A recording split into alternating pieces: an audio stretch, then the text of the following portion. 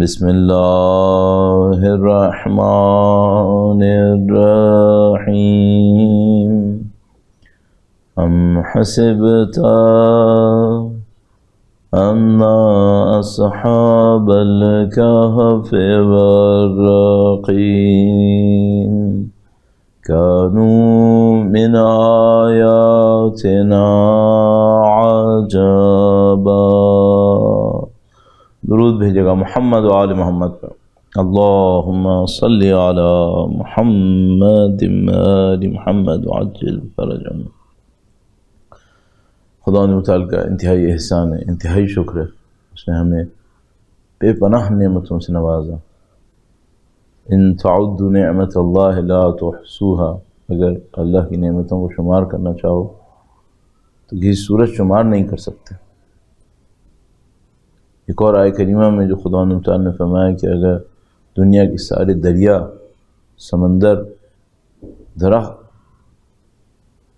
دنیا کے سارے درخت قلم بن جائیں اور دنیا کے سارے سمندر، پانی جتنا بھی ہے وہ سب سیاہی بن جائیں، انک، اور یہ چاہیں کہ اللہ کی کلمات کو تحریر کریں، جس کو تعبیر کیا جاتا ہے اللہ کی نعمتیں، اللہ کی مخلوقات، اللہ کی حکمتیں، یہ کبھی ختم نہیں ہوں گی۔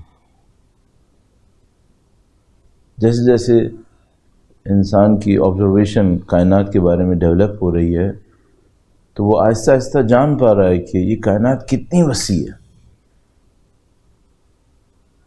بلینز آف لائٹ ایئرز تک یہ کائنات ہے، اس سے کہیں زیادہ لائٹ ایئرز جتنے پہلے بگ بینگ ہوا تھا، اور نہیں معلوم ان میں کہاں کہاں کیا کچھ ہو رہا ہے۔ یعنی بعض اوقات کوئی لائٹ کی سورس اتنی زیادہ لائٹ دے رہی ہوتی ہے کہ اس کی لائٹ جس ڈسٹینس تک پہنچ رہی ہوتی ہے اس میں 3 بلین ایئرز لگ رہی ہیں۔ لائٹ کی سپیڈ سوچیے، اور لائٹ کس سپیڈ سے ٹریول کرتی ہے؟ لائٹ جس سپیڈ سے ٹریول کرتی ہے اس سپیڈ سے ٹریول کرے تو کہاں تک پہنچ رہی ہے؟ 3 بلین ایئرز تک۔ یہ کیسا سورس ہوگا جس نے اتنی عظیم الشان لائٹ بھیجی ہے کہ لائٹ 3 بلین ایئرز تک ٹریول کرتی رہتی ہے، اور اس تمام ایریا کے اوپر لائٹ ہوتی ہے۔ یہ خدا ہے جو اجسام آسمان کے اندر ہیں، مختلف پلانٹس، سٹارز، سن، اس کے مقابلے میں ہماری زمین بہت کم ہے، بہت کم ہے۔ یہ خدا ہے، اور خدا ہمیں دعوت دیتا ہے۔ الحمدللہ رب العالمین، آپ اور میں اللہ کے اس دین کے ماننے والے ہیں، اور اللہ کی دی ہوئی اس توفیق کے نتیجے میں سید الشہداء کے چاہنے والے ہیں، اہل بیت اطہار علیہ السلام کے ماننے والے ہیں، اللہ کے نبی کے اس پیغام کو قبول کرتے ہوئے من کنت مولا فہذا علی مولا۔ خدا تعالیٰ نے ہمیں وہ ولایت، محبت نصیب کی ہمارے دلوں کے اندر، اس کے صدقے میں آپ یہاں تشریف فرما ہے۔ اور کل ہم نے دعا کی اور آج پھر دعا کرتے ہیں کہ خدایا جو لوگ عزاداریاں کرتے ہوئے دنیا سے رخصت ہو گئے انہیں سید الشہداء کے ہمراہ محشور فرما، اور ہماری نسلوں کو قیامت تک خاندان عصمت و طہارت، قرآن و اہل بیت کے ماننے والوں، چاہنے والوں، جانثاروں، وفاداروں میں ہم سب کو قرار فرما، اور ہماری نسل کو انشاءاللہ خداوندہ جب بھی تیری حجت کا ظہور ہو خدا، انشاءاللہ اسی نسل میں ہو، ہمیں ان کے ظہور کا باسعادت دن دیکھنا نصیب فرما، ان کی نصرت اور اس راہ میں شہادت نصیب فرما انشاءاللہ۔ تمام دعاؤں کی قبولیت کے لیے اور سید الشہداء کی اس عظیم الشان شہادت کی تسلیت وقت کے امام کے حضور اور ان کی جدہ ماجدہ مادر سید الشہداء کے حضور پیش کرنے کے لیے درود بھیجیں محمد و آل محمد۔ اللہم صلی علی محمد آل محمد وعجل فرجهم۔ خدا متعال نے انسان کو جن نعمتوں سے نوازا ہے ان نعمتوں میں پرفخر نعمت، یعنی جس کے اوپر انسان فخر کرے پوری کائنات کے اوپر اشرفیت کا دعویٰ ہے، اشرف مخلوقات ہونے کا دعویٰ، وہ اس کا ارادہ، اس کا اختیار، اور اس ارادے اور اختیار سے پہلے عقل اور شعور۔ اور میں اس بات کو کئی دفعہ مختلف انداز میں دہراتا ہوں، وہ یہ کہ اگر انسان کے پاس ارادہ، اختیار، شعور یہ نہ ہو، یا ہو اور جہاں استعمال ہونا چاہیے وہاں استعمال نہ ہو، تو گویا اس نے اپنی فضیلت کو خود ہی ختم کر دیا، اس نے اپنی اشرفیت کو خود ہی ختم کر دیا۔ آپ تصور فرمائیے کہ اگر خدا متعال قرآن کریم میں ارشاد فرماتا ہے کہ کچھ انسان، گمراہ انسان ایسے ہیں جو جانوروں سے بدتر ہیں، اور واضح طور پر ہمارے پاس موجود ہے کہ سید الشہداء نے اپنے دشمنوں کو جانوروں کی شکل میں دیکھا، اور امام کا خواب صرف استعارہ نہیں ہوتی، صرف تشبیہ نہیں ہے، امام کا خواب حقیقت ہے۔ تو واقعاً ایسا ہوتا ہے کہ انسان جانوروں سے زیادہ پست ہو جاتا ہے۔ کیوں جانوروں سے زیادہ پست ہوا ہے؟ جو جانور کرتا ہے وہ یہ کرنے لگتا ہے۔ جانور بھوکا ہوتا ہے، چیر پھاڑ کرتا ہے، دوسروں کے حقوق کو ضائع کرتا ہے، جہاں جاتا ہے چلتا ہے۔ اگر کوئی انسان بھی یہی کرنے لگے تو پھر وہ کیا ہے؟ تو ممکن ہے کوئی کیا ہے وہ جانور ہے، نہیں، جانور سے پست ہے، کیونکہ جانور کے پاس شعور نہیں ہے، کم از کم جس سطح پہ انسان کے پاس ہے۔ جانور کے پاس وہ ارادہ اور اختیار نہیں ہے، کم از کم اس سطح پہ جس سطح پہ انسان کے پاس ہے۔ ممکن ہے کوئی ایک چھوٹی سی قسم ارادہ اختیار کی اور فہم کی اس کے اندر بھی ہو، ممکن ہے، جیسے کہ بعض نشانیوں سے نظر آتا ہے، لیکن بہرحال انسان کی سطح پہ نہیں ہے۔ اگر انسان ان سب کے ہوتے ہوئے کتاب، اللہ کے نبی، اللہ کے تمام انبیاء، اولیاء، ملائکہ، وہ سب جو اس کی ہدایت کے لیے کوشش کر رہے ہیں، ان سب کے ہوتے ہوئے انسان پھر وہی آئے جو ایک وحشی درندے نے کرنا ہے، ایک بھیڑیے نے کرنا ہے، اور نعوذ باللہ کتوں نے اور دیوانے کتوں نے کرنا ہے، تو پھر اس انسان میں کیا فضیلت ہے؟ اور ہم سب کو معلوم ہے کہ کوئی وحشی ترین درندہ بھی 2 لاکھ انسان نہیں مار سکتا، انسان مار دیتا ہے۔ یہ جو سیکنڈ ورلڈ وار ہوئی ہے، ظاہر ہے کہ صرف داستان کے اندر ظاہر ہم سب کے پاس موجود ہے، اور البتہ ظاہر ہے کہ ڈاکومنٹڈ ہے، کروڑوں انسان مرے اس کے اندر، یعنی انسان تصور نہیں کر سکتا، کروڑوں انسان، جی کروڑوں۔ اس وقت جو کورونا کے اندر ابھی تک کی جو میرے پاس میرے ذہن میں اطلاعات ہیں، وہ یہ کہ مشکل سے اس وقت 50 لاکھ لوگ مرے ہیں۔ یہ جو میں اپنے ذہن کو بہت زیادہ استعمال کر رہا ہوں کہ بھئی تھوڑا سا اور احتیاط کر کے زیادہ نمبر بتاؤں، تو 5 ملین۔ تصور ہے کہ سیکنڈ ورلڈ وار میں کتنے مرے؟ سیکنڈ ورلڈ وار میں مرنے والوں کی تعداد تقریباً 9 کروڑ ہے، 90 ملین ہے۔ مختلف سورسز سے یہ بتاتے ہیں۔ یہ کس نے مارے ہیں اتنے بندے؟ انسانوں نے مارے۔ ایک ایک حکومتی سربراہ نے کئی ملین مارے ہیں۔ کوئی جانور ہی کر سکتا ہے؟ نہیں۔ تو کون پست ہوا پھر؟ یہ ہم سب جانتے ہیں۔ اچھا، اب ہمارے پاس جو مشکل ہے اور چیلنج ہے انسانیت کے پاس، جب سیکنڈ ورلڈ وار ہوئی تو بہت بڑا ایک چیلنج آیا۔ وہ چیلنج کیا تھا؟ وہ یہ کہ بھئی کیا کام کریں انسانی نفسیات کے ساتھ کہ دوبارہ نہ ہو، دوبارہ اتنی بڑی وحشت نہ ہو۔ پھر تو مختلف آئیڈیاز پہ کام کیا گیا، آئیڈیالوجیز کے اوپر کام کیا گیا۔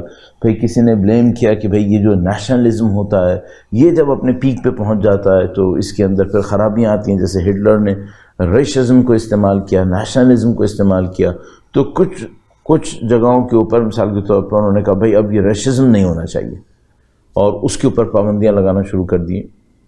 صحیح ہے، ریشزم جس ایک سینس کے اندر بالکل نہیں ہونا چاہیے، اور کیوں کوئی انسان اس طریقے سے کسی کی مورد ذلت قرار پائے، مورد تحقیر، لیکن روٹس کہاں ہیں؟ اب اس بات کو آپ نے دیکھ لیا، اب اس بات کی طرف آتے ہیں، اسلام حل کیسے دیتا ہے؟ یہ تو ہم نے دیکھ لیا کہ بھئی ٹھیک ہے، سیکنڈ ورلڈ وار کے بعد بہت بڑی ایک موومنٹ چلی سوشل سائنسز کے اندر، وہ یہ کہ بھئی ہمیں دنیا کو پرامن دنیا بنانا ہے، یونائٹڈ نیشنز بنائی گئی۔ ایک سوال ہے، کیا دنیا پرامن بن گئی؟ اب سیکنڈ ورلڈ وار سے بھی 70 سال سے اوپر گزر رہا ہے. کیا دنیا پر امن بن گئی؟ اتنی بڑی جنگ نہیں ہوئی، لیکن کون سا سال تھا جب جنگ نہیں ہو رہی تھی؟ حتیٰ ابھی اسی وقت کیا انسانوں کی حالت بہتر ہو گئی؟ نہیں. تو جو لوگ حل پیش کر رہے تھے یہ کم علم تھے کیا؟ اپنے دور کے بہترین انسان تھے. ایکیڈیمکس میں، انٹیلیجنس کے اندر ان سے بہتر کوئی قابل تصور نہیں تھا. تو کیا ہم یہ قبول نہیں کرنا چاہیں گے کہ ہم حل پیش نہیں کر سکے؟ اور جو سب میں آپ کی خدمت میں عرض کر رہا ہوں، ظاہر ہے آپ کو اپنے ٹاپک تک لانے کے لیے عرض کر رہا ہوں، وہ یہ کہ بھائی اس دنیا میں انسانوں کی بہت ساری مشکلات ہیں. ان بہت ساری مشکلات کو حل کرنے کے لیے عظیم الشان کوششیں کی گئی ہیں. انٹرنیشنل فورمز بنائے گئے ہیں، یونیورسٹیز کے اندر ڈپارٹمنٹس آفٹر ڈپارٹمنٹس کھلے ہوئے ہیں، کتابوں پہ کتابیں، لاکھوں کتابیں لکھ دی گئی ہیں. لیکن ایک obvious فیکٹ ہمارے سامنے ہے، وہی کہ پرابلم سالو نہیں ہوئی ہے. پرابلم سالو نہیں ہوئی ہے تو یہ کیسے سالو ہونی ہے؟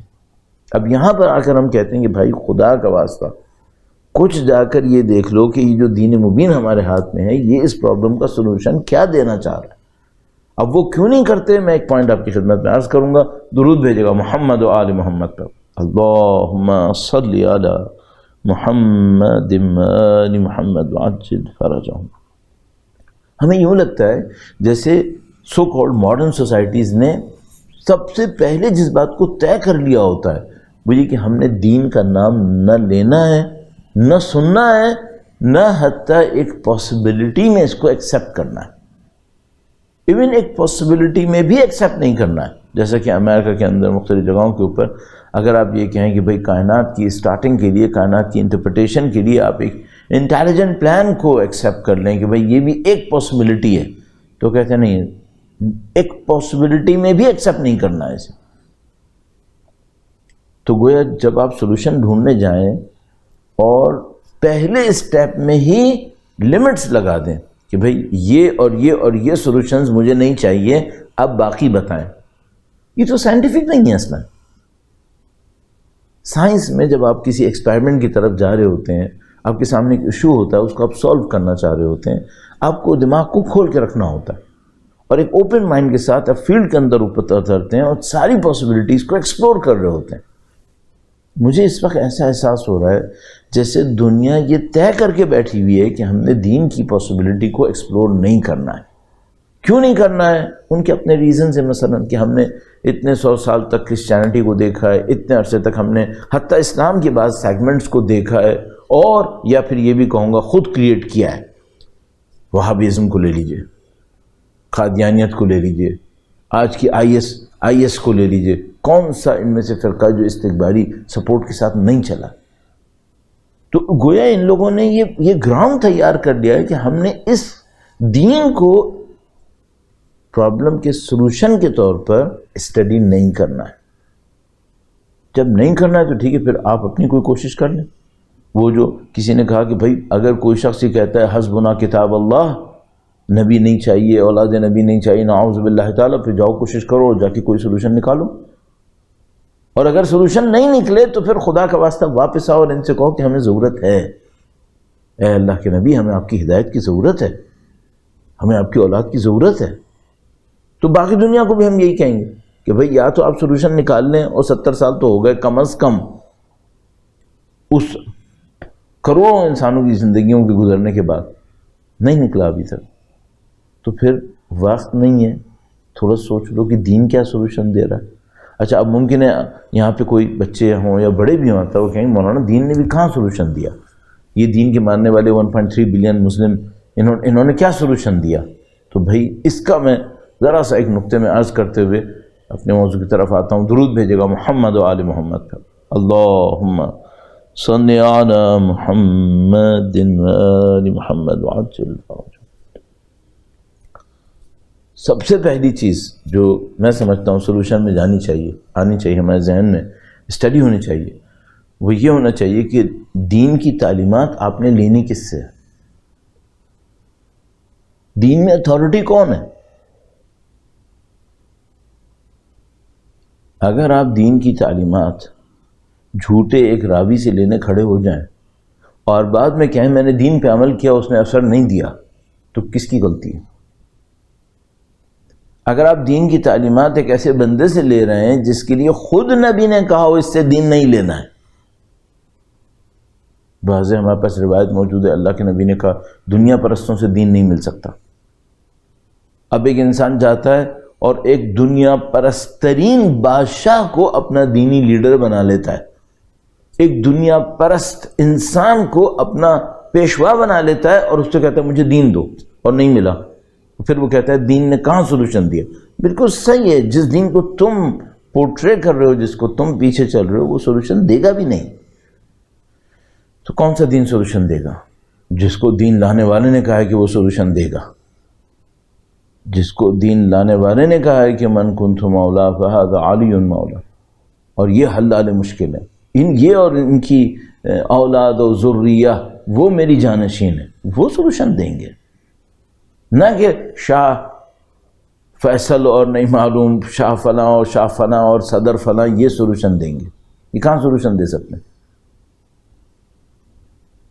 تو سب سے پہلی بات کیا ہے؟ اس بات کو ایکسیپٹ کرو کہ یہاں پہ ایک سولوشن ہو سکتا ہے، کم از کم اتنا اس کو ایکسپلور کرو۔ اب میں آپ کا بہت وقت لے چکا اس بات کی طرف لانے میں، اور ظاہر ہے کہ یہ بس ایک مقدمے کے طور پہ میرے ذہن میں تھا۔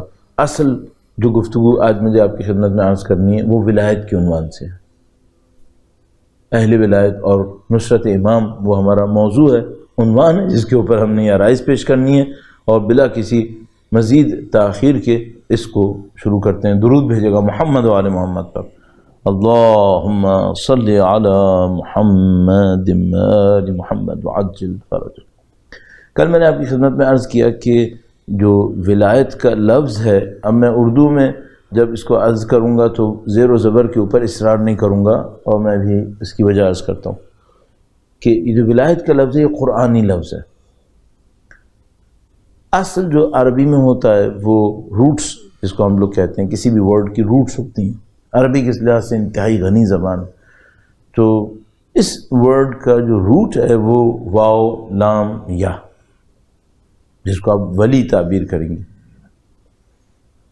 اردو میں۔ یہ لفظ اپنے مختلف ایکسٹریکٹس کے ساتھ، اس کو ہم لوگ ٹیکنیکلی مشتقات کہتے ہیں، کہ اس ورڈ سے مختلف ورڈ بنائے گئے ہیں عربک کے اندر، اگر اس ورڈ اور اس کی مختلف ایکسٹریکٹس وغیرہ کو سب کو کاؤنٹ کریں قرآن میں کتنی مرتبہ آیا ہے؟ اندازاً 230 مرتبہ آیا ہے۔ اب اس کی امپورٹنس کتنی ہے خود آپ سمجھ جائیں، اس کانسیپٹ کی امپورٹنس کتنی ہے۔ یعنی 230 مرتبہ قرآن کریم میں یہ کانسیپٹ ٹچ ہوا ہے، اور ظاہر ہے کہ یہ بہت بڑی سورس ہے اس کانسیپٹ کو حاصل کرنے کے لیے کہ خدا ولایت کی مد میں ہم سے کیا فرمانا چاہتا ہے، ہمیں کیا ہدایت دینا چاہتا ہے۔ 230 مرتبہ، ظاہر ہے کہیں پر بہت زیادہ کھول کر بیان کیا گیا، کہیں پہ اشارے کے طور پر آیا ہے، لیکن 230 مرتبہ بہت ہوتی ہے کہ جس سے ہم یہ سمجھ جائیں کہ یہ کانسیپٹ انتہائی اہم کانسیپٹ ہے، انتہائی اہم کانسیپٹ۔ یعنی ہمارے پاس بعض دینی احکام ہیں جن کے اوپر 2 آیتیں ہیں صرف، لیکن دینی حکم ہے، کوئی گریز نہیں کر سکتا اس سے۔ قرآن کریم میں نماز کے اوپر جو آیات آئی ہیں ہمارے پاس، وہ تقریباً 63 مرتبہ خدا نے متعلق حکم نماز انجام دو، ادا کرو۔ ولایت اور اس کے مشتقات کے اوپر 200 سے زیادہ مرتبہ۔ ولایت کیا ہے؟ اچھا، خود یہ لفظ میں اردو میں اسی لیے عرض کر رہا تھا ولایا، عربی میں جو قرآن کریم میں یہ لفظ آیا تو وہ واو کے اوپر زبر کے ساتھ آیا، ولایا۔ ہم لوگ اردو میں الفاظ میں اعراب میں اتنے زیادہ دقیق نہیں ہے، ہر زبان کی اپنی آئیڈینٹی ہوتی ہے، اس میں کوئی پرابلم بھی نہیں ہے، نہیں کہ اردو میں مثلا غلط تلفظ رائج ہو گیا، نہیں، غلط نہیں ہوتا۔ ہر زبان میں جب کوئی دوسرا لفظ آتا ہے کسی زبان سے تو وہ اپنی صورت کو تبدیل کرتا ہے، فارسی میں بھی ایسی ہوتا ہے، انگلش میں بھی ہوتا ہے، اردو میں بھی ہوتا ہے، تو غلط کا مسئلہ نہیں ہے، ہر زبان کی اپنی شناخت ہوتی ہے۔ ولایا اردو میں، ولایت جب ہم کہتے ہیں اردو میں، عربی میں قرآن کریم میں یہ لفظ ولایا کی صورت میں آیا، واو کے اوپر زبر لگا ہوا ہے۔ اچھا، ولایا کا اصل کانسیپٹ کیا ہے؟ تو عربی کے روٹس میں بہت خوبصورتی ہوتی ہے بعض اوقات. آپ ان کے میننگز کو دیکھیں، اس کے روٹس کو دیکھیں اور پھر اس کے ایکسٹریکٹس کو دیکھیں تو بہت کچھ ملتا ہے. اس کو شاید ہمارے یہاں یونیورسٹیز میں لیکسیکوگرافی کہتے ہیں، کہ جب ہم کسی ورڈ کے اوپر بہت زیادہ غور کرتے ہیں یہ ورڈ کہاں سے آیا تھا. تو یہ جو ولایا کا لفظ ہے عربی کے اندر، یا ولی بنے گا، پھر اولیاء بنے گا، اور مختلف مفاہیم بنیں گے. اصل مطلب کیا ہے؟ اصل مطلب دو چیزوں کا ایک دوسرے کے ساتھ، اب چاہے وہ آمنے سامنے ہو، چاہے وہ ایک کے بعد ایک کے پیچھے دو ہوں، دو چیزوں کا یا دو سے زیادہ، دو یا دو سے زیادہ کا ایک دوسرے کے آمنے سامنے یا ایک دوسرے کے بعد ایسے آنا کہ ان دونوں کے درمیان ان کے سوا کوئی رکاوٹ نہ ہو. تو مثال کے طور پر ایک آدمی آیا، دوسرا آدمی آیا، اب یہ دونوں ایک دوسرے کے آمنے سامنے ہیں اور بیچ میں کوئی رکاوٹ نہیں ہے، کوئی رکاوٹ نہیں ہے. ممکن ایک تیسرا آدمی آ جائے جو اس ولایت میں شامل ہو، تو آپ یہ کہہ سکتے ہیں اس کے اور اس کے درمیان ایک اور آدمی رکاوٹ بن گیا. ہاں، مطلب یہ ہے کہ جو اہل ولایت ہیں اس کے علاوہ کوئی رکاوٹ نہ ہو بیچ میں. اس کو کہتے ہیں ولایا، ایک دوسرے کا آمنے سامنے آ جانا. اچھا، یہ تو بہت ہی اسے کہتے ہیں کہ لغت کا مطلب ہو گیا. اچھا، اس لغت کے مطلب سے جو چیز حاصل ہوتی ہے وہ قرب، نزدیکی. اب ظاہر ہے دو چیزیں ہیں جن کے آمنے سامنے میں کوئی اور رکاوٹ نہیں ان دو کے علاوہ یا اہل ولایت کے علاوہ، تو اس کا مطلب یہ کہ بہت نزدیک ہے، ان میں قرب ہے، قرب کا مطلب حاصل ہوتا ہے. یہ تو ہو گیا لغت کے اندر، ڈکشنری کے اندر. لیکن جب ہم اسلامک کانسیپٹس کے اندر اس کو لے کر آتے ہیں، ولایا کے لفظ کو، اردو میں ولایت کو، تو اس کا مطلب کیا بنتا ہے؟ اس کو پھر کس انداز میں دیکھتے ہیں؟ میں عرض کروں گا آپ کی خدمت میں، تھوڑی سی یہاں پہ باریکی ہے اور تھوڑی سی اس اعتبار سے یہ کہ انٹرسٹ لوگوں کا کم ہوتا ہے، لیکن یہ فاؤنڈیشن بن جاتی ہے. اس لیے میں اس کو عرض کروں گا. درود بھیجے گا محمد و آل محمد پر. اللہم صلی علی محمد و آل محمد وعجل فرجہم. بعض اوقات ہماری دنیا کے اندر ایسا بہت ہوتا ہے کہ میں کسی چیز کا مالک بن جاتا ہوں جبکہ میرے اور اس کے درمیان اس ملکیت کے رشتے کی کوئی اور بنیاد نہیں ہوتی. مثلا ایسے ہی میں آپ سے عرض کر رہا ہوں، مثلا فرض کیجئے کہ میں کہیں سے جا رہا تھا اور میں نے کوئی گڈھا کھودا اور اس کے اندر سے مثال کے طور پر ایک بہت اہم، بہت قیمتی ہیرا نکل آیا، اور اس ملک کے قوانین کے مطابق مثلا میں وہ ہیرے کا مالک بن سکتا ہوں، تو میں ہیرے کا مالک بن گیا. جب میں ہیرے کا مالک بن گیا، میرا اس ہیرے کے ساتھ کیا تعلق تھا جو میں مالک بنا؟ کچھ بھی نہیں. نہ اس کی جو نیچر ہے وہ میری نیچر سے نزدیک تھی، نہ میں نے اسے کریٹ کیا تھا. میں کہیں جا رہا تھا، میں نے کھودا اور وہ نکل آیا اور میں اس کا مالک بن گیا. دنیا میں ملکیت اس طرح بن جاتی ہے. اللہ کے نظام میں ملکیت ایسے نہیں بنتی ہے. خاص کر اگر ہم اس دنیا سے نکل کر بات کریں تو جو تعلق ہوتا ہے، جو بھی رشتہ بنتا ہے، کسی حقیقت کی بیس پہ بنتا ہے، کسی حقیقت پہ بنتا ہے، مفت میں نہیں بنتا، اتفاق میں نہیں بنتا. میں اس مطلب کو تھوڑا سا اور عرض کرنے کی کوشش کروں گا، اور اگر یہ مطلب ہمیں سمجھ میں آتا ہے تو ہمیں ایک سے زیادہ جگہوں پہ فائدہ ہوگا. اسلامک کانسیپٹس میں ایسا بہت ہوتا ہے، ہم کسی مطلب کو کسی ایک جگہ کے لیے عرض کرتے ہیں لیکن اس کا فائدہ اور جگہوں پہ بھی بہت ہوتا ہے. درود بھیجے گا محمد و آل محمد پر. اللہم صلی علی محمد و آل محمد وعجل فرجہم. ہم سب چاہتے ہیں کہ اہل بیت قیامت کے دن، حتیٰ ہمارے مرنے کے فوراً بعد، ہماری شفاعت کریں، ان کی ایک نظر لطف ہماری طرف آئے. آپ دنیا میں کہیں چل رہے ہوں، کسی طرف کہیں دیکھ لیں، یہ پاسبل ہے بغیر کسی رشتے کے، بغیر کسی تعلق کے. ہاں، یہ پاسبل ہے. اس دنیا کے بعد نہیں. اگر آپ کسی چیز کو دیکھ رہے ہوں گے تو آپ کی اس کے ساتھ کوئی نہ کوئی، جس کو ہم لوگ کہتے ہیں سنخیت ہونی چاہیے، اور اگر وہ نہیں بنی ہوئی تو پھر آپ نہیں دیکھ سکیں گے. یہ جو بعض لوگ اس دنیا سے جانے کے بعد اندھے ہو جائیں گے، اس کی ایک وجہ یہ نہیں ہوگی کہ ان سے آنکھیں چھین لی جائیں گی، نہیں، اس کی ایک اور وجہ بھی ہے۔ اس کی ایک اور وجہ یہ بیان کرتے ہیں، کہتے ہیں کہ انہوں نے ساری زندگی جب اس دنیا میں رہے تھے اپنی آنکھوں کو صرف مادہ پرستی دیکھنے کے لیے تیار کیا تھا۔ یہ صرف دنیا دیکھتے تھے ان آنکھوں سے، اور ان کے دل میں اس دنیا سے بڑھ کر دیکھنے کی کوئی خواہش بھی نہیں تھی۔ اب یہ جو کچھ انہوں نے کیا تھا اور جو کچھ ان کی خواہش تھی وہ مرنے کے بعد عمل میں آ جائے گا۔ کیا مطلب؟ مرنے کے بعد ان کی آنکھیں کس کے لیے تیار تھیں؟ دنیا دیکھنے کے لیے۔ اب یہ مر گئے، مرنے کے بعد جو اٹھے تو برزخ ہے، وہاں دنیا ہے نہیں، وہاں دنیا نہیں ہے، اور ان کی آنکھیں کس کے لیے تیار تھیں؟ صرف دنیا دیکھنے کے لیے۔ اب وہاں پر دنیا کے علاوہ کچھ اور ہے، وہاں پر ایک معنوی زندگی ہے، وہاں پر ایک روحانیت ہے، اس کی انہوں نے کبھی خواہش بھی نہیں کی تھی، کبھی کوشش بھی نہیں کی تھی۔ نتیجہ کیا ہے؟ اب یہ نابینا ہے، اب یہ نہیں دیکھ سکتے۔ بس اس دنیا کے اندر آپ کچھ بھی کرنے ہیں، آنکھ کان اپنی طاقتوں کو کہیں بھی استعمال کر لیجیے، بغیر سنخیت کے، بغیر رشتے تعلق کے، اس دنیا کے اندر ہر چیز حقیقت پہ مبنی ہے۔ تو اگر مثال کے طور پر کسی کے دل میں محبت اہل بیت کی نہیں ہے تو کیا وہ اہل بیت کا قرب حاصل کر پائے گا وہاں پہ؟ نہیں، کیونکہ وہاں قرب جسمانی نہیں ہے کہ آپ چل کے کربلا پہنچ گئے، یہ سب نہیں ہو سکتا ہے۔ تو یہاں پہ شاید ممکن ہے نعوذ باللہ تعالیٰ کو یہ سوچے کہ میں چلوں گا کربلا تک پہنچ جاؤں گا، قرب حاصل ہو گیا۔ البتہ بعض لوگ کہتے ہیں کہ یہ بھی ممکن نہیں ہے، اس دنیا میں بھی ممکن نہیں ہے۔ لیکن فرضاً اگر کوئی یہ کہے جیسے صدام حسین پہنچ گیا کربلا مثلا، تو اس دنیا میں کیا ہے؟ اس دنیا میں صرف حقیقت ہے، صرف حقیقت ہے۔ وہ حقیقتیں جو یہ طے کریں گی کہ کس کو کس کا قرب ملنا ہے۔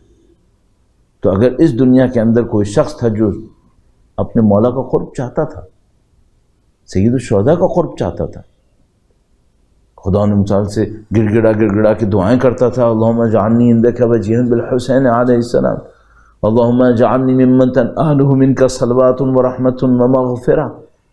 جب اس دنیا میں پہنچے گا اور اس طلب میں سچا تھا، اس کو وہ نصیب ہوگا خود بخود۔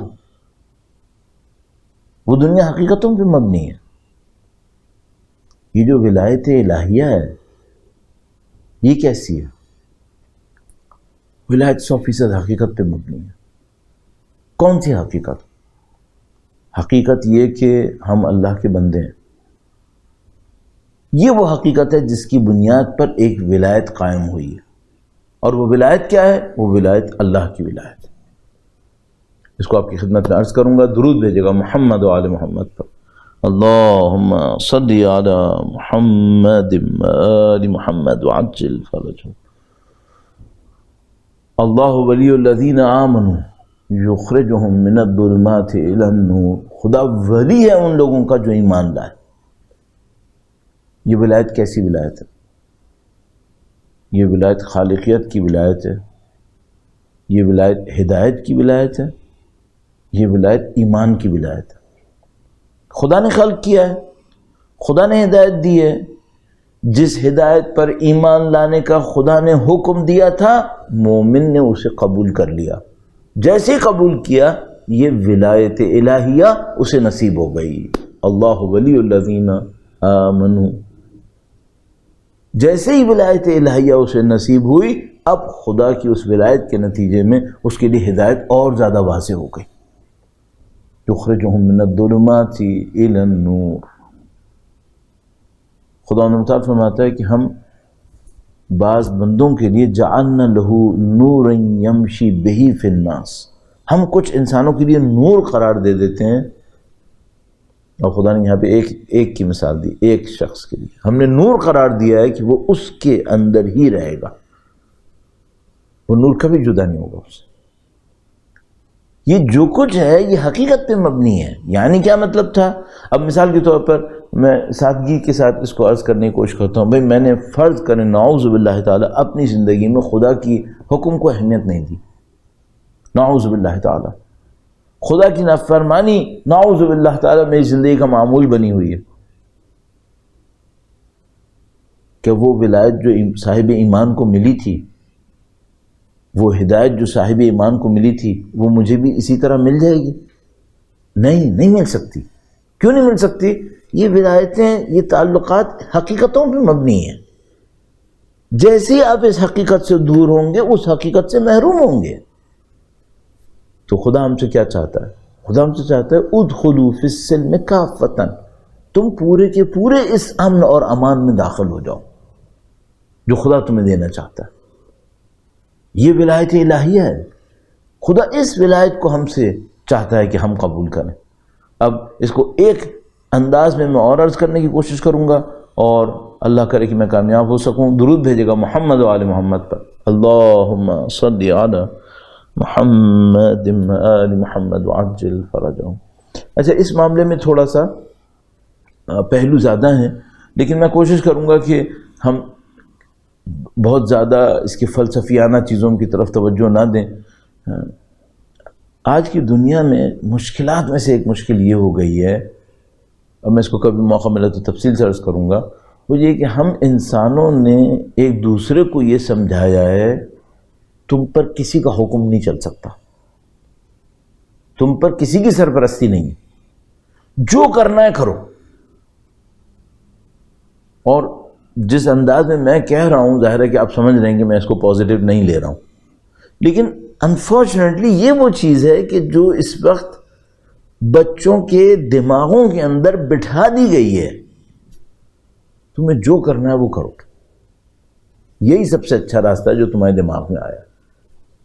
ایک معنی میں صحیح ہے، بچے کو کانفیڈنس ملے گا، بچہ اپنے اندر کی پوٹینشلز کو ایکسپلور کرے گا، بچہ وہ کرے گا جسے کر کے وہ خوش ہوگا، لیکن کیا بالکل ہی لاؤبالی بنانا ہے کیا؟ انفارچونیٹلی ایسا ہو رہا ہے۔ اچھا، یہ سب کیوں ہو رہا ہے؟ ظاہری طور پہ تو ممکن ہے کوئی یہ کہے کہ بھائی ویسٹ میں بہت ساری چیزیں یوں ہی چل جاتی ہیں، یہ بھی یوں ہی چل گیا ہے۔ نہیں ہے، اصل میں یوں نہیں چلتا ہے۔ ویسٹ میں بھی جو ہم مثلا جو عام گلی کوچوں میں رہنے والے لوگ ہیں، گلیوں میں رہنے والے، وہ شاید ان باتوں پہ اتنی توجہ نہ دیتے ہوں، لیکن بہرحال ان کے جو ایجوکیشنل سسٹمز ہیں ان کے اندر ان کے فلاسفرز بھی شامل ہیں۔ وہ ان فلاسفرز نے کیا دیکھا جو انسانوں کو یہ سکھانے کی کوشش کر رہے ہیں؟ ان فلاسفرز نے یہ دیکھا کہ انسان کا کوئی تعلق کسی ما فوق البشر طاقت سے نہیں ہے، یعنی کوئی میٹافزیکل پاور نہیں ہے جو انسان کے اوپر ہو، بس انسان ہے اور جو کرنا چاہے کرے۔ اس کے نتیجے میں کیا نکلا؟ اس کے نتیجے میں یہ نکلا کہ ان الانسان لیطغی ان رآہ استغنی، انسان جیسے ہی اپنے آپ کو بے نیاز دیکھتا ہے طغیان کرنے لگتا ہے، بغاوت کرنے لگتا ہے۔ ہمارے سسٹم نے یہ بغاوت ہمارے اندر پلانٹ کر دی ہے کہ ہم اپنے آپ کو خدا کا ماتحت نہ دیکھیں، ہم اپنے آپ کو آزاد دیکھیں اس معنی کے اندر۔ اور عجیب بات یہ ہے کہ یہ ایک طرف سے یہ دکھاتے ہیں کہ بھئی آپ اپنے آپ کو بالکل آزاد دیکھیں، دوسری طرف سے اگر کوئی چیز ہے جس کی پابندی ہم سے چاہتے ہیں تو وہ پولیٹیکل سیٹ اپ ہے، یعنی ہم سے یہ چاہتے ہیں کہ بھئی آپ آزاد رہیے، آپ کسی کی نہ سنیے، ٹیکس پے کرتے رہیے گا، سوسائٹی میں آپ اسی طرح رہیے گا جس طرح سوسائٹی مانگ رہی ہے، وہاں آپ گڑبڑ نہیں کیجیے گا کہ میں جب خدا کا انکار کر کے بیٹھ گیا تو باقی وہ کیوں مانوں؟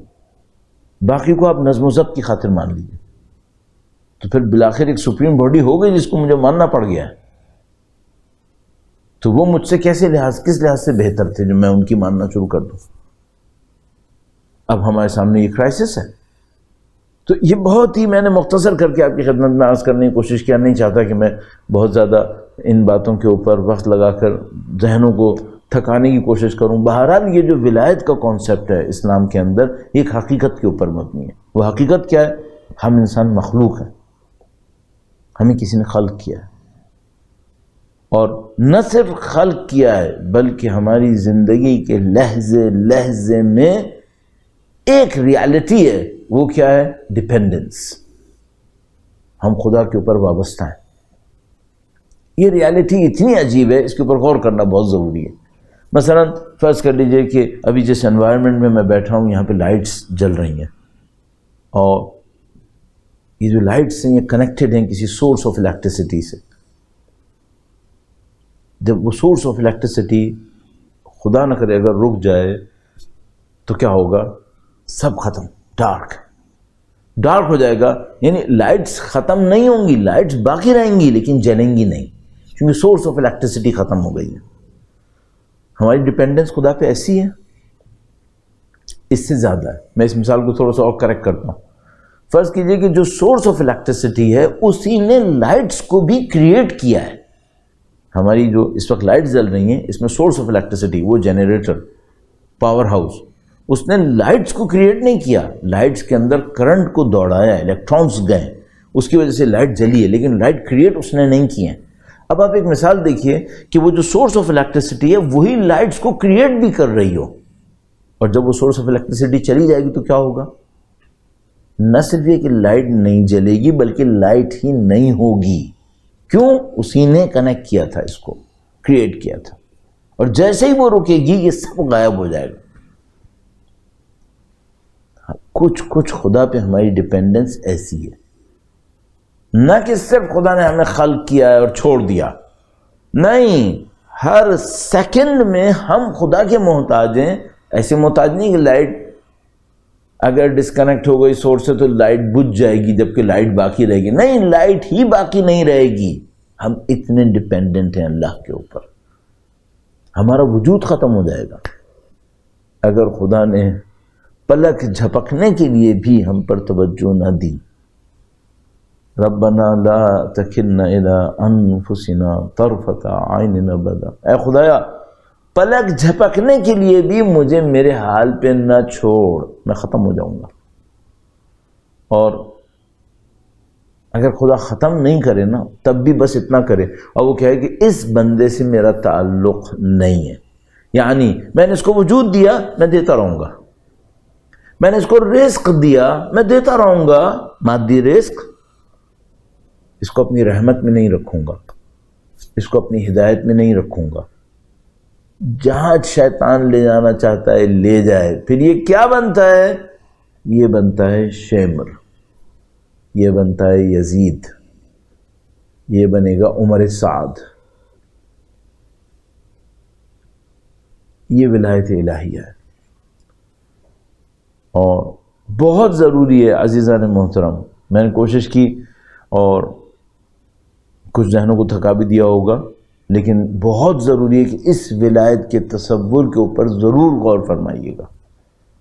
ہم اس طرح کی ایک ولایت میں زندگی گزار رہے ہیں، یہ ہمارا رشتہ ہے خدا کے ساتھ، اور اسی رشتے کے اندر اسی ولایت کے تحت نبی کی ولایت آ رہی ہے، اسی ولایت کے تحت امام کی ولایت آ رہی ہے، اور وقت کے امام کی صاحب العصر والزمان. درود بھیجے گا محمد و آل محمد پر.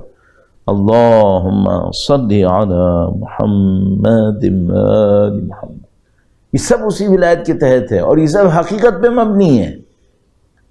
یہ ایسا نہیں ہے کہ میں نے کسی کو ووٹ دے کر اپنا ملک کا پریزیڈنٹ بنا دیا ہے. وہ پریزیڈنٹ بنتا ہے، اس سے میرا کیا تعلق ہے؟ اس کے وجود کا میرے وجود سے کوئی تعلق نہیں ہے، میری کوئی ڈیپینڈنس اس کے اوپر نہیں ہے سوائے اس ووٹ کے. لیکن ولایت الہیہ حقیقتوں پہ مبنی ہے، ولایت نبوی حقیقت پہ مبنی ہے، ولایت علوی حقیقت پہ مبنی ہے، ائمہ کی ولایت حقیقتوں پہ مبنی ہے. لہذا ہر شخص کو اس کے امام کے ساتھ اٹھایا جائے گا. جب یہ دنیا دھوکے کی دنیا ختم ہو جائے گی اور حقیقتوں کی دنیا شروع ہوگی، ہر شخص اپنے امام کے ساتھ ہوگا، ہر شخص. کیوں؟ اب حقیقتیں پلٹ جائیں گی اپنے اصول کی طرف. اور یہ جو ہمارے پاس عظیم الشان تعبیر ہے اسلام کے اندر، انا للہ و انا الیہ راجعون، وہ حقیقت متقی الہیہ ہے، اس کی طرف سب نے پلٹنا ہے. اس کو میں انشاءاللہ کچھ عرض کرنے کی کوشش کروں گا. تو ولایت یہ ولایت ہے. اب اس ولایت کا اظہار آپ اور میں اپنی زندگی میں کیسے کریں، اس ولایت کے تقاضے کیا ہیں، اس کو میں انشاءاللہ کل عرض کرنے کی کوشش کروں گا. ان مفاہیم کی طرف غور کرنے کی ضرورت ہے. اور اگر کوئی ان مفاہیم کی طرف توجہ رکھے اور ان کو سوچتے ہوئے خدا کو پکارے، یا اللہ کہے، اس ولایت کو نظر میں رکھتے ہوئے اگر کوئی شخص یہ کام کر سکے، خدا کی اس ولایت کو اپنے اندر قبول کرتے ہوئے آگے بڑھے، تو پھر یہ سمجھ لیں کہ اس شخص کو سب کچھ مل گیا، سب کچھ مل گیا۔ پوری کائنات تحت ولایت الہیہ ہے اور یہ اس ولایت کو قبول کر رہا ہے، سمجھ لیں پوری کائنات اس کے ساتھ چلنا شروع ہوگی۔ ہم عام انسان کے لیے یہ کہتے ہیں، جیسے کہ علامہ اقبال کا شعر ہے کہ محمد سے وفا تو نے تو ہم تیرے ہیں، فرشتے کہتے ہیں۔ خود نبی کا مقام کیا ہے اس ولایت کے اندر؟ اللہ اکبر، کہ محمد سے وفا تو نے، اے انسان تو ہم سارے فرشتے تیرے ہیں۔ خود محمد کا مقام کیا ہے سلام اللہ علیہ، خود وسیع نبی کا مقام کیا ہے سلام اللہ علیہ اجمعین، اور خود امام حسین کا مقام کہ محمد سے وفا تو نے تو ہم تیرے، اور خود حسین کے لیے پوری کائنات تابع ہے، پوری کائنات تابع۔ وہ جو نواسے رسول ہو، یہ تمام جو جملات ہم عرض کر رہے ہیں یہ صرف رشتے نہیں ہیں، یہ حقیقتیں ہیں۔ اگر ہم مثال کے طور پہ کہہ رہے ہیں نواسے رسول، نواسے رسول دنیا کے اندر ایک رشتہ ہے، نبی، ان کی صاحبزادی اور ان کی اولاد، یہ رشتے ہیں دنیا کے اندر۔ اس نظام کے اندر کیا ہے؟ یہ حقیقتیں ہیں۔ وہ جو رحمت للعالمین ہے، اس رحمت للعالمین کا امام حسین کے ساتھ کوئی اتنا شدید تعلق ہے کہ اللہ کے نبی فرماتے ہیں حسین منی وانا من حسین۔ یہ جملات جذباتی نہیں ہوتے ہیں، ہم سب جانتے ہیں، یہ سب حقیقتوں پہ مبنی ہوتے ہیں۔ تو آپ کو مجھے ڈھونڈنا پڑے گا کہ بھئی یہ جو جنہوں نے فرمایا وہ رحمت للعالمین ہے، افضل الانبیاء والمرسلین ہے، اور وہ کہہ رہے ہیں حسین منی، حسین مجھ سے ہیں۔ تو نبی کی کون سی صفات ایسی ہیں جو رسول خدا کی امام حسین میں اتنی زیادہ واضح ہیں کہ اللہ کے نبی فرما رہے ہیں حسین مجھ سے، اور کون سی چیزیں ایسی ہیں جس کی خاطر اللہ کے نبی نے فرمایا کہ میں حسین سے ہوں۔ اس کو حقیقتوں میں ڈھونڈیے، الفاظ اور رشتوں میں مت ڈھونڈیے صرف، تو پھر آپ کے لیے بہت عجیب چیزیں نظر آئیں گی۔ گویا ان نورانی ہستیوں نے سید الشہداء کو، پورے خاندان کو، پوری قوم کو ایک معنی میں کربلا کے لیے تیار کیا تھا۔ نبی خدا نے، مولا امیر المومنین نے، بنت رسول اللہ نے، امام مجتبیٰ نے، خود سید الشہداء نے، سب نے زندگی گزاری تھی کربلا کے لیے، کربلا کے لیے تیاری ہو رہی تھی۔ اور صرف سید الشہداء کربلا کے لیے تیار نہیں ہو رہے تھے، پورا میں نے عرض کیا پوری قوم تیار ہو رہی تھی۔ خداوند متعال حضرت ابراہیم علیہ السلام کو ایک امت کہتا ہے، تو میں اتنا حق رکھتا ہوں کہ میں امام حسین ان کے اصحاب کو قوم تعبیر کروں۔ پوری قوم تعبیر ہو رہی تھی، تیار ہو رہی تھی، کس کام کے لیے؟ کربلا منعقد ہونی ہے۔ تو اس کربلا کے اندر ایک کیریکٹر 6 ماہ کے بچے کا ہے، وہ بھی تیار ہو رہا تھا۔ ایک کردار ایک مخدرہ، ایک معظمہ کا ہے، ان کو تیار کیا گیا۔ ایک کردار ایک محافظ، ایک حامی، ایک ناصر، ایک بھائی کا ہے، انہیں تیار کیا گیا۔ کربلا ٹکڑوں ٹکڑوں میں تیار ہو رہی تھی، سالوں سے تیار ہو رہی تھی، اور پھر کربلا کی تیاری ایک موقع کے اوپر ایسی جگہ پہنچی کہ سید الشہداء نے کربلا کا آغاز کر دیا۔ اب کربلا شروع ہو گئی۔ مجھے 2-3 روایتیں آپ کی خدمت میں مصائب کے ضمن میں عرض کرنی ہیں۔ سید الشہداء کا سفر کربلا مدینہ سے شروع ہوا تھا۔ اس کے متعلق مختلف روایات ہمارے پاس موجود ہیں، اگر میں صرف چند جملات عرض کر سکوں اس سلسلے میں تو ہمارے پاس بی بی ام سلمہ کی ایک عجیب روایت ہے۔ بی بی ام سلمہ ارشاد فرماتی ہیں کہ جب امام حسین مدینے سے روانہ ہوئے تو مدینہ اس سے پہلے صرف رحلت نبی پہ اتنا رویا تھا۔ ایک وہ دن تھا جب اللہ کے نبی دنیا سے رخصت ہوئے تھے تو مدینہ اتنا رویا تھا، اور ایک وہ دن تھا جب امام حسین رخصت ہوئے تھے تو مدینہ اتنا رویا تھا۔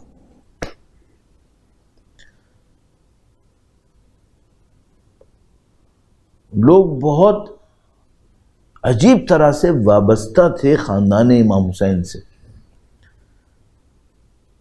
تو مثال کے طور پر حضرت علی اکبر کے فضائل میں بیان کرتے ہیں ان کی مہمان نوازی، بیان کرتے ہیں کہ جو زمانہ مدینے کی طرف لوگوں کے آنے کا کوئی زمانہ ہوتا تھا تو کبھی ایسا ہوتا تھا کہ کچھ لوگ دن میں پہنچتے تھے، کچھ لوگ رات میں پہنچتے تھے۔ تو جو لوگ رات میں مدینے کی طرف بڑھ رہے ہوتے تھے اس زمانے میں ظاہر ہے کہ شہر کو کیسے پہچانا جائے، حضرت علی اکبر اس کا اہتمام کرتے تھے۔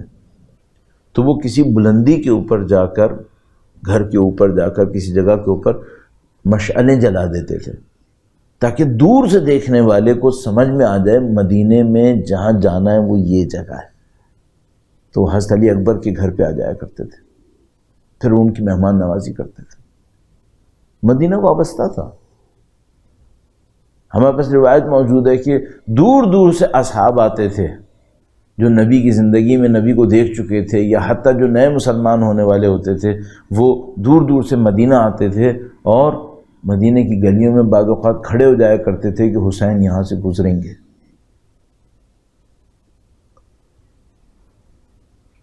کبھی امام حسین کے گھر کے سامنے آ کر امام حسین کے گھر کے دروازے کو چومتے تھے، کہتے تھے یہ وہ دروازہ تھا جہاں اللہ کے نبی کھڑے ہو کر 6 مہینے تک کہتے رہے السلام علیکم یا اہل بیت النبوہ۔ یہ سب کچھ مدینے کے ساتھ وابستہ تھا، اور آج سید الشہداء اس مدینہ سے رخصت ہوئے تھے۔ ہمارے پاس بہت روایات موجود ہیں عزیزان محترم، میں صرف چند روایتوں کو عرض کرتے ہوئے آگے بڑھنے کی کوشش کروں گا۔ ایک موقع آیا جب سید الشہداء اللہ کے نبی کے روضے کی طرف گئے، نبی کے روضے پر گئے اپنے نانا کو خدا حافظ کرنے کے لیے۔ تو ہمارے پاس روایت موجود ہے کہ سید الشہداء جب نانا کے روضے پر پہنچے تو تھوڑی دیر کے لیے رک گئے اور گویا ایک خواب دیکھا۔ میں کبھی عرض کروں گا کہ ایسا نہیں ہوتا تھا کہ امام سو رہے ہوتے تھے اور خواب دیکھا، نہیں، یہ مکاشفے ہوتے تھے جو نبی خدا کی صورت میں ظاہر ہوئے، اور سید الشہداء نے جیسے دیکھا کہ اللہ کے نبی تشریف فرما ہے۔ تو عجیب و عجیب جملہ ہے، بہت عجیب جملہ ہے۔ سید الشہداء نے نبی سے کہا اے نبی، آپ کی امت نے مجھے بہت ستایا، کہ ایسا ہو سکتا ہے میں آپ کے ساتھ قبر میں چلا جاؤں؟ کیا ہو سکتا ہے کہ میں آپ کے ساتھ قبر میں چلا جاؤں؟ سید الشہداء فرماتے ہیں کہ نبی خدا نے مجھ سے کہا کہ اے حسین، تمہیں ایک ذمہ داری سپرد کی گئی ہے، اس ذمہ داری کو تم نے انجام دینا۔ سید الشہداء فرماتے ہیں ضرور۔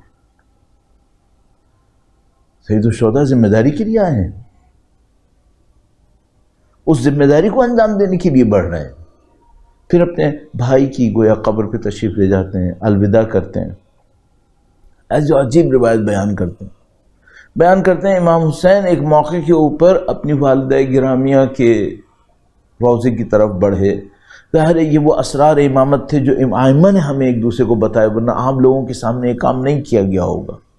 سید الشہداء اپنی والدہ کی قبر کی طرف بڑھے، اور روایت بیان کرتی ہے ایسے بڑھے جیسے کوئی بچہ ماں کی طرف لپکتا ہو۔ میں نے کل عرض کیا تھا کتنا عجیب لمحہ تھا جب امام حسین اپنی ماں سے الوداع کروانا چاہتے تھے، ماں مجھے الوداع کر، کل وہ دن تھا جب امام حسین اپنی ماں سے فرما رہے تھے، والدہ سے، کہ میری ماں مجھے الوداع کرے۔ آج وہ دن آیا امام حسین اپنی والدہ کو الوداع کہنے کے لیے آئے۔ بڑا عجیب لمحہ آیا، ایک اور لمحہ، جب یہ قافلہ چلنے لگا تو تمام بنی ہاشم کے جوان کھڑے ہوئے اور نہیں معلوم کتنی تلواریں تان لی گئیں، اور اس موقع پر اعلان کیا گیا کہ اے لوگوں اپنی نظروں کو جھکا لو، مخدرہ عرب، عقیلہ عرب زینب کبریٰ سلام اللہ علیہا تشریف لا رہی ہیں۔ اور بی بی ایک خاص عظمت کے ساتھ تشریف لاتی ہیں۔ عزیزو، عظمت ان بی بی کی اس وقت بھی ہے جب اماری کے اوپر بیٹھی ہیں، ان بی بی کی عظمت میں کوئی کمی نہیں ہوئی ہے۔ ان بی بی کی عظمت وہی عظمت ہے جب اسیر بنی ہوئی ہیں، مقتل کے برابر سے گزاری گئی ہیں، لیکن دیکھنے میں فرق ہے۔ کل وہ بنی ہاشم کے جوان ساتھ تھے، آج سب ان کے لاشیں ہیں جو مقتل میں پھیلے ہوئے ہیں۔ کربلا تیار ہوئی ہے، سید الشہداء گویا مکے سے نکل کر مدینہ کربلا کی سمت روانہ ہوئے، کوفہ کی سمت روانہ ہوئے۔ بس ایک روایت کی اور زحمت آپ کو دوں گا، جب سید الشہداء کربلا کی زمین کے اوپر پہنچے، مختلف جگہوں کے اوپر پڑاؤ کرتے ہوئے اس زمین تک آئے۔ جب اس زمین تک آئے تو سید الشہداء نے بعض روایات کے مطابق لوگوں سے سوال کیا اس جگہ کا نام کیا ہے۔ کچھ روایات کہتی ہیں کہ لوگوں نے مختلف نام بتائے، کسی نے طف بتایا، کسی نے نینوا بتایا، ایک اور کسی نے بتایا کہ یہ ابن رسول اس جگہ کو کربلا کہتے ہیں۔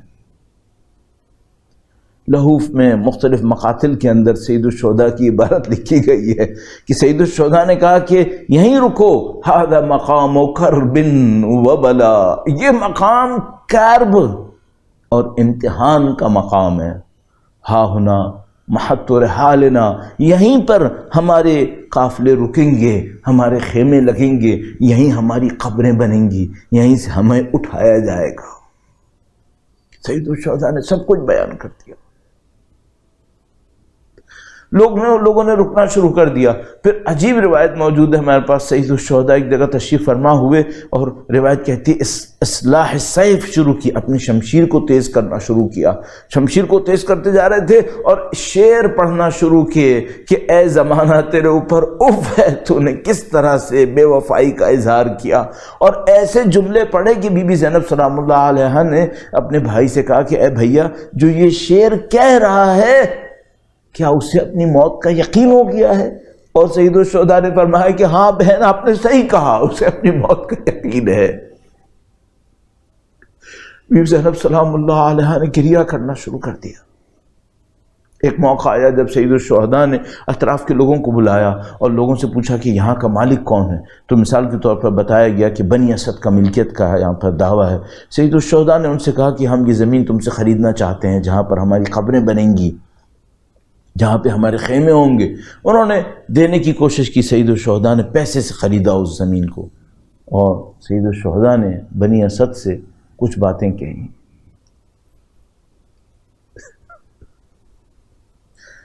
آپ اپنے ذہن میں سوچیے گا کبھی، اگر آپ اس زمین کے مالک ہوتے اور امام حسین آپ سے کہتے کہ یہ زمین تم مجھے بیچ دو، بنی اسد نے کہا لے لیں، امام نے کہا نہیں، قیمت پہ خریدیں گے، قیمت پہ خریدا۔ اس کے بعد بنی اسد سے کہا بنی اسد، ہمارا زمین کو ملکیت میں لانے کا ارادہ اب نہیں ہے، یہ ہم نے تم ہی پر اس کو وقف کیا، تم کو اس کے وقف کا نگہبان بنایا، لیکن ایک شرط رکھ رہے ہیں ہم، ایک شرط، آپ ذرا تصور کیجیے گا امام حسین نے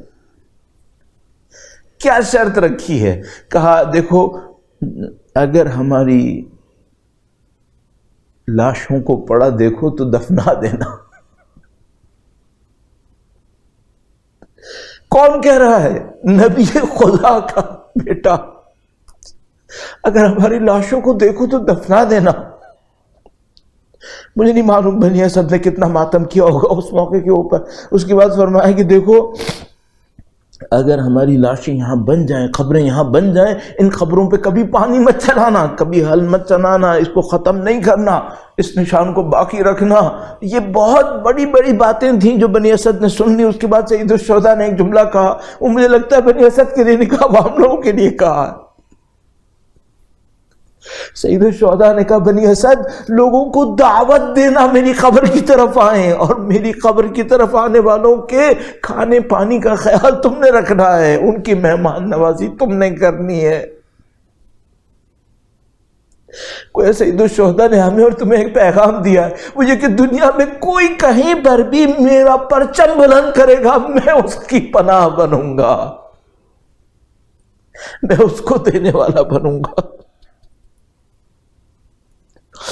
لعنت اللہ علی القوم الظالمین وسیعلم الذین ظلموا ایام منقلب ینقلبون۔ پروردگار تجھے واسطہ نبی اولاد نبی کا اس خلیل کو اپنی بارگاہ میں قبول فرما۔ خداوندہ تجھے واسطہ نبی اولاد نبی کا ان کی نورانیت سے ہمارے قلوب کو منور فرما، امام کے ظہور کا دن دیکھنا نصیب فرما، ان کی نصرت کی سعادت اس راہ میں شہادت نصیب فرما۔ ربنا آتنا فی الدنیا حسنہ وفی الآخرۃ حسنہ وقنا عذاب النار واحشرنا مع النبی وآلہ الاطہار۔ اللہم صلی علی محمد وآل محمد وعجل